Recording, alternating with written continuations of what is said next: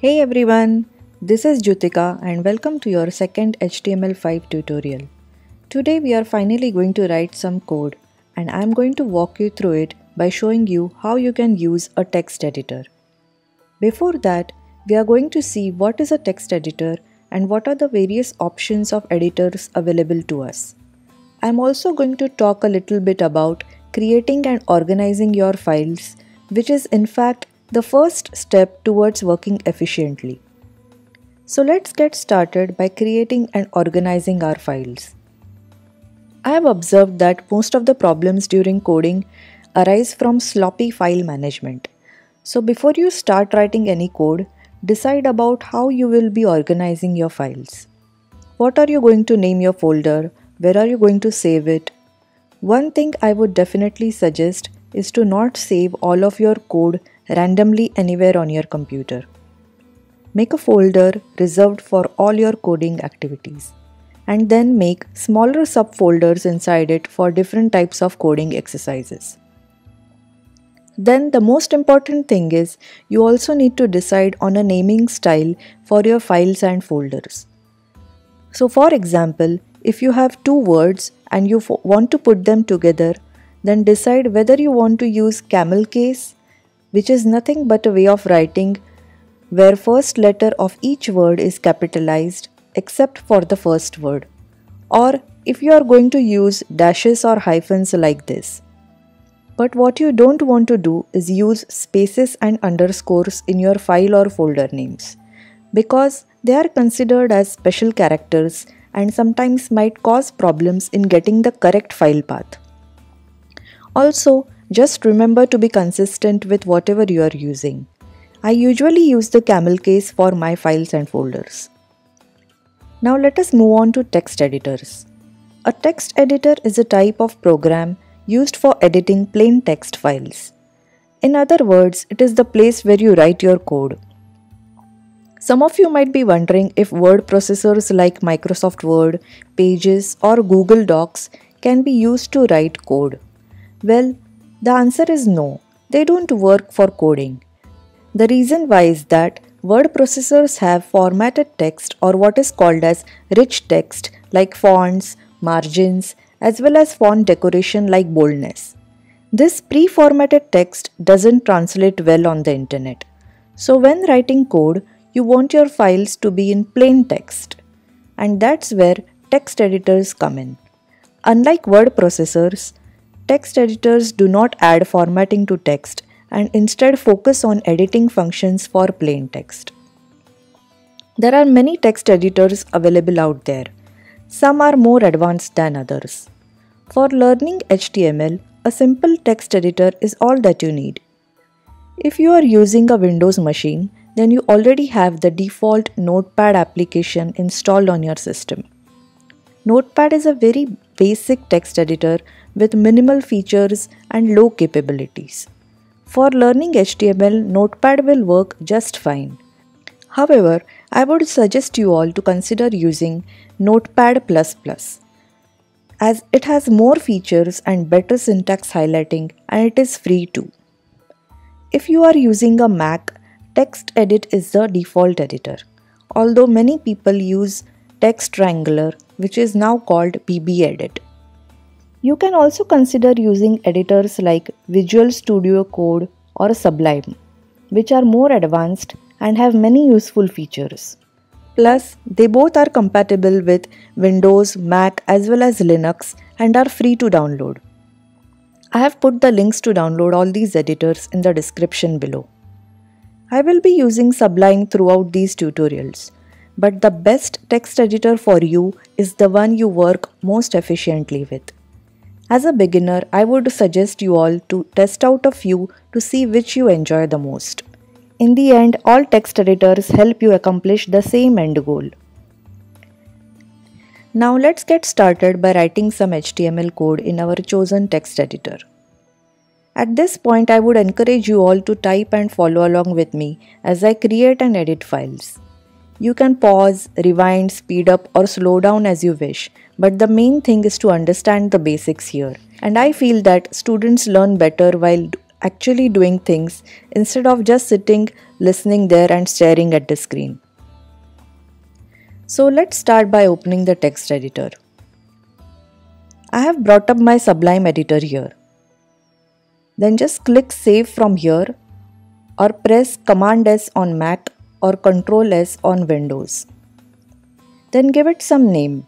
I'm just gonna name mine as firstpage.html. It's very important that you include the .html. If you don't include that, the computer is gonna think that you are just working on any other old type of file. Also, notice here how I have used camel case to join the two words. So just remember what we learned earlier. No spaces or underscores, only camel case or dashes for your file names. Then I'm going to save this file in a folder called My Web Pages, which I have already created on my desktop. Hopefully you all have also decided where to save your code. If not, then you can even right click here and create a brand new folder to save this file. Now since we are learning about text editors and how they work, just to save some time, I'm going to go ahead and paste in some code that I've already written. This is all HTML. I've put a link in the description for you all to copy the code. As you can see, I have my doc type, the head section and the body. In the head, I have included encoding and my title. You don't need to worry about all these elements right now. We are going to understand what all this means in future classes. Now here in the body, we are just going to say, hey, I just created my first web page. Now you have to go ahead and save it. If you haven't saved, then in Sublime, you see this small circle here on the tab above, indicating that the file has been edited and not saved in a while. So click Save from File, Save, or just Command S. Now that I have created my content, it's time to open this page. One way to do it is by right-clicking on your text editor itself and then clicking Open in Browser. Another way is by heading over here to my folder on the desktop, and there's my firstpage.html. For me, there's a little icon of Chrome on the side. For you, it might be a different browser. Then I'm going to go ahead and right-click on it, click Open With, and then select the browser I want to open it in. And there's my first page. Awesome. I have it here exactly as I expected. Don't worry if you don't get it right in the first try. One of the most common problems is when you open up your file, instead of seeing a nice web page, you actually see all of your HTML tags. When that happens, check your file extension and make sure that it says .html and not something like .text or .rtf. Another problem that happens quite a bit is that you change your code but your page looks exactly the same. Let me go ahead and show you an example of this.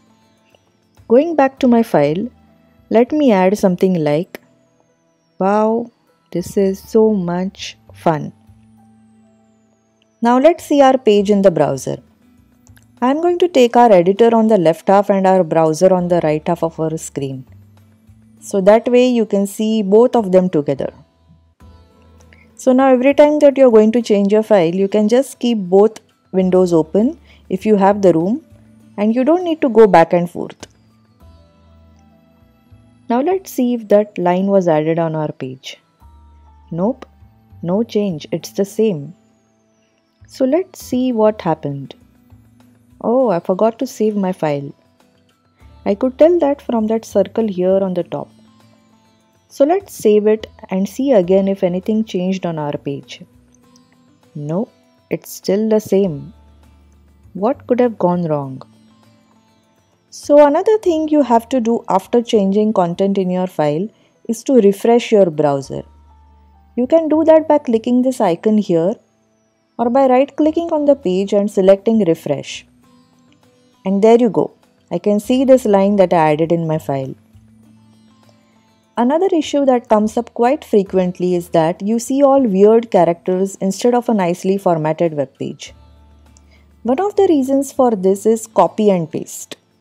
Whenever I give you some code like this one that you just copied and pasted, a lot of the characters sometimes don't translate exactly the way you hope them to, and you get what we called as weird characters. The number one culprit here is the quotes. So whenever that happens, just go back and try typing the code in by hand, or at least try typing in the quotes manually. That should mostly solve the problem. And that's it, guys. If you typed along today, then congratulate yourself as you made your very first web page.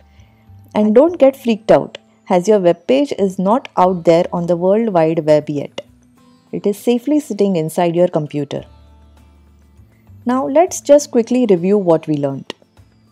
Today we understood that text editors are used to write HTML or any code for that matter. We also went over the different editors available for our operating system. We used a text editor to create and edit an HTML file and also understood the ways of organizing and naming our files and folders. We also addressed some of the most common issues encountered while coding.